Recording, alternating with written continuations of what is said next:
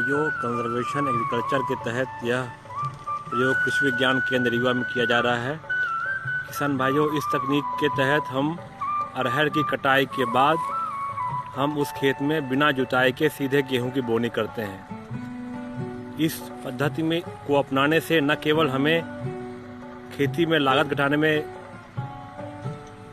सहायता मिलती है, अपितु हम खेत प्रति इकाई क्षेत्रफल से अधिक उपज भी प्राप्त कर सकते हैं। जैसा कि आप देख रहे हैं, कृषि विज्ञान केंद्र में यह प्रयोग किया गया था कि हम पहले अरहर की बोनी किए थे और अरहर की बोनी के बीच में जो जगह थी उसमें हम उड़द की खेती लिए थे।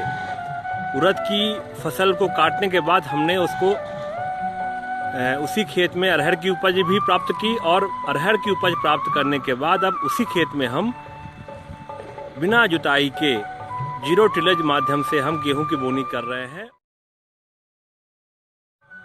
यह तकनीक इसलिए हमारे जिले के लिए उपयुक्त है क्योंकि इस तकनीक में एक तो हमारा खर्चा बचता है,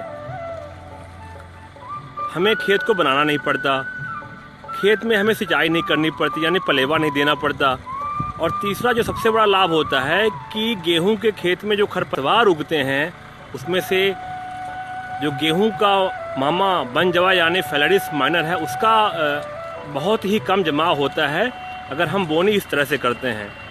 तो एक पंथ अनेक लाभ की तकनीकी है और इसका प्रयोग हम कृषि विज्ञान केंद्र रीवा में कर रहे हैं और इसको देख के हमारे किसान भाई भी इसका अपने खेतों में इसका प्रयोग करेंगे और अधिक से अधिक लाभ कमाएंगे। यही हमारे कृषि विज्ञान केंद्र का उद्देश्य है कि खेती की लागत कैसे घटे और किसान की आय कैसे बढ़े। धन्यवाद।